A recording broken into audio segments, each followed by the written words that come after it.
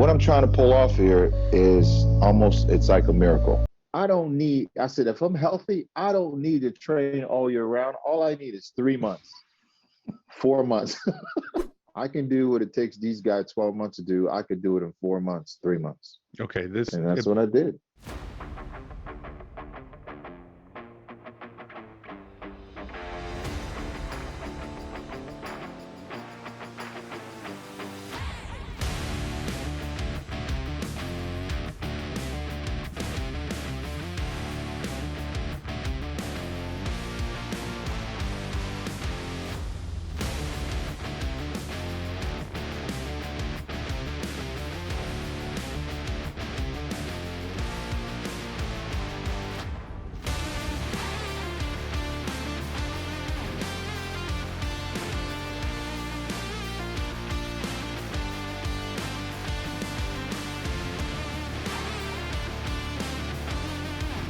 Most bodybuilders spend the entire year trying to hold on to every bit of muscle they have built. Kevin Levrone became famous for doing something completely different. He could take months away from serious bodybuilding training, lose a huge amount of size, then switch everything back on. And within only a few months, somehow he looked like Kevin Levrone again. And obviously, I already know what's going into the comments: steroids. And yes, they are absolutely part of this story. But I don't think they are the whole story, because Kevin didn't actually start his career training this way. He discovered this approach almost by accident, after an injury that could have ended his career. So, what was really happening here? Was it muscle memory, genetics, PEDs, or was Kevin Levrone simply an extreme outlier? Let's decode it. I want to change gears a little bit. There's a question I have to ask you because it's one that I have wondered ever since I started bodybuilding. Mhm. So everybody talks about the time off in between shows Kevin Levrone used to take. Yeah. Can you tell me first, was that something you did from the very beginning of your bodybuilding career? And did you do it every year, or was it just later on in your career? It wasn't anything that I did in the very beginning. In the very beginning of my career, I worked my butt off Yeah. every single day to turn pro to get to that point. When I won the Maryland, I was 206 in 1990. 1991, I was 236. So boom, I worked my ass off. And that's already important, because sometimes when people talk about Levrone, it almost sounds like he built this incredible physique by training 3 months a year. He didn't. He built the foundation first. Years of training, years of getting stronger, years of accumulating muscle. The long layoffs came after Kevin Levrone had already become Kevin Levrone. And that's going to matter later when we talk about muscle memory. You know what happened, Fuad? It kind of happened when I came home from the 92 Olympia. Yeah. I got home from getting second in my first Mr. Olympia. September, went on a tour. I came home and I tore my chest in February. I was bench pressing. It was cold in the gym. I ripped my chest. I just got home from the tour. I tore my chest, bench pressing 600 pounds. I blew out my pectoralis, a major and minor, snapped my tendon. Yeah. I was out, done. So this wasn't a training experiment. Kevin didn't sit down and say, "What happens if I stop training for 6 months?" He got injured. He had no choice. And that's actually what makes what happened next so interesting. It was very down in the gutter for me. 6 months. I lost close to 40 pounds. My body went from 240 something to 220, 219. I was in a partial body cast. For first surgery, I had a 12-hour surgery. Had to go back a week later. I got infected. Kevin Testworth was my doctor, orthopedic surgeon. He operated on a dead body first, a cadaver, because I didn't want him cutting me here. He went underneath my armpit. Yeah. So I didn't train for 6, 7 months. I lost a lot of weight. took my partial cast off. I couldn't even do a push-up. I couldn't even bench a 45-pound incline bar. It hurt so bad. Now we are talking about real detraining. This isn't somebody taking 2 weeks off and saying they've lost all their gains. Kevin says he lost close to 40 pounds. He couldn't do a push up. He couldn't even press an empty bar without pain. And remember, this is somebody who had just finished second at the Mr. Olympia. So physically, he had fallen a very long way from where he had been. This was in July. I had to be on stage to compete in Olympia in September. Back then, Olympia was September. I think it was September the 12th. July. So you had August, July, August, and September. 3 months I had to get from 220, whatever. Yeah. Going back to figuring out how to train, how to do anything. And I did all that in 3 months. And this is where the Levrone story really begins. Not when he stopped training, when he came back. Because 3 months later, he wasn't just back in a gym looking decent. He was back on the Mr. Olympia stage. And that experience seems to have completely changed the way Kevin thought about preparation. Because now he would discover something about his body that he didn't know before. So in 3 months, you went from not being able to bench anything to 5th place at the Olympia With a torn chest. with a torn pec. Yeah. Okay. With the torn. So, you know Yeah. what I said? Damn. I said, if I had more time, God knows what I can do. Mhm. So something clicked. So if I had more time to prepare, I could take these guys out. So you know what I did? I said, all right, Arnold came to me. He said, hey, do you mind coming to the Arnold Classic? No problem. I went to the Arnold Classic in 1994 and I won. Now imagine what that does to your thinking. You have been forced away from training. You have lost a massive amount of size. Then you come back with only a few months to prepare and you still finish 5th at the Mr. Olympia. Then you keep going and win the Arnold. At that point, Kevin starts thinking, maybe I don't need 12 months. Then I realized, man, I won an Arnold Classic. I said, if I'm healthy, I don't need to train all year round. All I need is 3 months, 4 months. And that's how I stumbled over that. I thought it was a stupid idea, but it wasn't a stupid idea. Yeah. It happened because I was injured. So I got second in the Arnold. I won the Arnold Classic in 94. And, that was it for me. I was like, you know what? I can do what it takes these guys 12 months to do. I could do it in 4 months, 3 months. Okay. And that's what I did. And there it is. That's the system. Except technically, it wasn't really a system. It was something Kevin discovered because an injury forced him to discover it. And after that experience, he thought, why stay huge and push my body 12 months a year if I can get where I need to be in 3 or 4? But there is another distinction here that I think is really important. Kevin wasn't building an Olympia physique from scratch every year. He was rebuilding a physique he had already built before.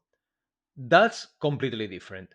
Your body getting back to somewhere it has already been is not necessarily the same challenge as getting there for the first time.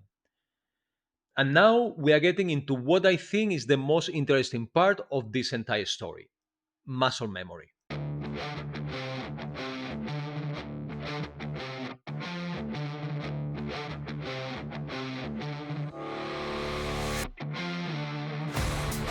And when Kevin switched it back on, he didn't exactly ease himself into it.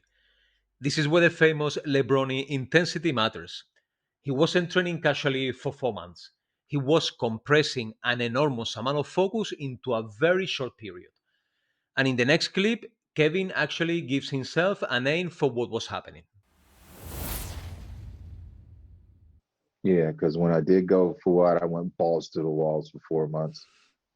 Like I went balls to the walls. My body was hurting. My body was maxed out. There was times, man, where when I didn't think I was going to make it, to be honest with you, because I realized that my body was a hyper responder and I could gain muscle so quick in such a short period of time. I could go from 225 to 245, close to 256. I was 256 at the Arnold one year, and I put on all that weight in 3 months, and it was muscle. I was like, this is crazy. Okay, hyper responder. That's Kevin's explanation. And looking at his career, I don't think anybody's going to argue that this was an average human response to training. But I would be careful with one part of this. When Kevin says all of that added weight was muscle, that's his recollection. We don't have body composition testing from those exact transformations proving that every pound he added was brand new tissue. And actually, calling it new muscle might be the wrong way to think about it anyway, because much of what we are talking here is about regaining previously developed tissue. And muscle memory isn't just bodybuilding folklore. In human research, previously trained muscle can retain biological changes even after detraining. A 2018 human study found that specific DNA methylation changes produced during muscle growth were retained even after training stopped and muscle mass returned toward baseline, suggesting an epigenetic memory of previous hypertrophy. And a 2024 human study found that myonuclei gained during strength training were maintained after 16 weeks of detraining. I will leave the links to both studies in the description if you want to look into this in more detail. Now, I don't want to turn this into a science proves Kevin could regain 30 pounds in 3 months. It doesn't. In fact, that same 2024 study found something interesting. The previously trained muscle retained more myonuclei, but during retraining, it did not clearly demonstrate a superior rate of hypertrophy and strength gain compared with the control muscle. The researchers themselves say the practical benefit still needs to be determined. So, muscle memory gives us a plausible part of the explanation. It doesn't give us a mathematical explanation for Kevin Levrone. So is that a symptom of your genetics, or is it a symptom of the fact that you trained so hard that you actually couldn't do it all months of the year? I think both. And I actually think that's a much better answer because there probably isn't one magic explanation here. Years of previous muscle, muscle memory, extreme training, and elite genetic response. And there is one other factor we haven't obviously dealt with it yet. I know that I can only rely on my genetics, and my genetics is gifted to with shape, size, symmetry, and I know with focusing I can bring 100% conditioning. So, Kevin himself brings up genetics, but now let's deal with the comment section before it gets there. Yes, performance enhancing drugs matter here. A lot. Kevin has publicly discussed anabolic steroids himself, so we are not talking about this like it was a natural transformation. And pretending pharmacology had nothing to do with his ability to regain an enormous physique would make absolutely no sense. We know from control research that supraphysiological testosterone can substantially increase fat free mass, muscle size, and strength.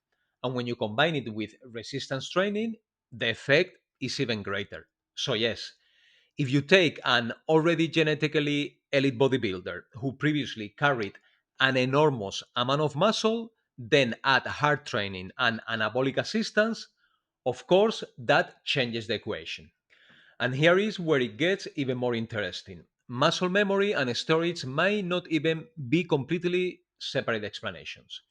A human study of former anabolic steroid users found higher myonuclear density around 4 years after stopping compared with controls. The researchers described that as potentially suggestive of an enhanced capacity for retraining. Now, be careful. The study does not prove that former steroid users automatically regained muscle faster. And it certainly doesn't prove that's exactly what happened with Kevin. But it does make the biology more interesting than simply saying steroids, end of story.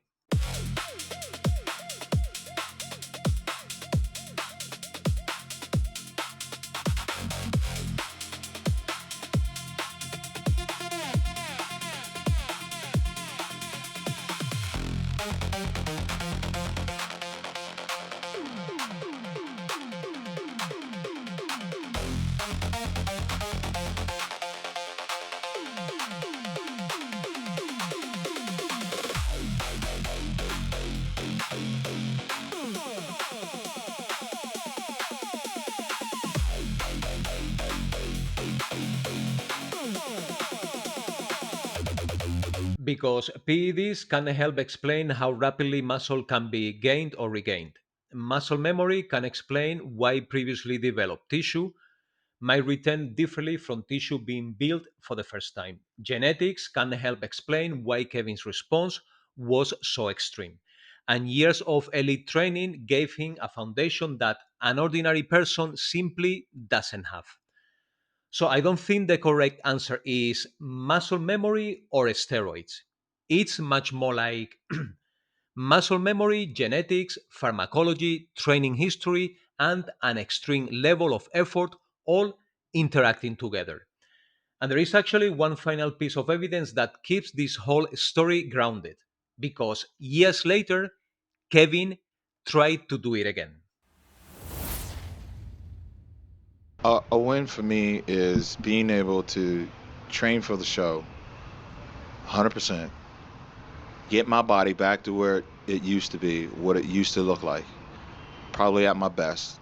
Um, that's what I'm challenging Kevin now. You know, the old school Kevin is the Kevin today is going up against the old school guy back then. So that would be a win for me. If I could accomplish that, that would be great. And I love this part because now we have almost a second experiment.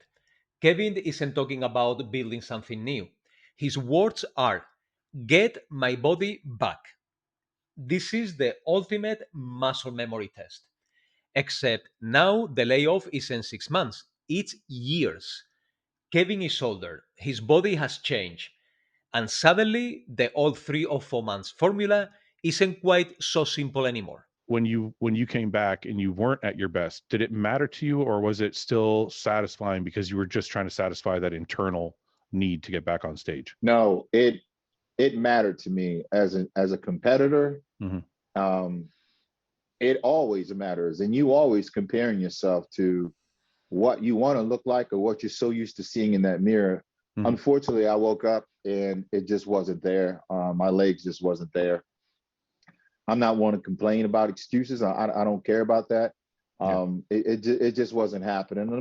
And this is important because if muscle memory were some kind of a cheat code, all Kevin should simply reappear. But he didn't.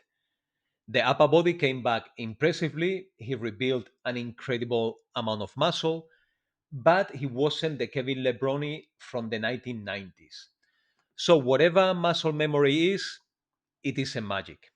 Age matters, injury matters, length of the layoff matters. And there is clearly a point where I have built it before doesn't mean you will reproduce exactly the same body whenever you want. Medical reasons and age and everything. And I think what do you call it? The tendonitis and Yeah. everything. But you know what? I put my mouth before everything else because mentally you think you still got it. Yeah. So I put it out there. Hey, I'm coming back. And I went Yeah. down Pittsburgh. I put it out there. I think Olympia was like 6 or 7 months away. I don't even know, man. But Yeah. at that point, I haven't even been in the gym after 14 years. So There it is. And notice how different that is from the original story.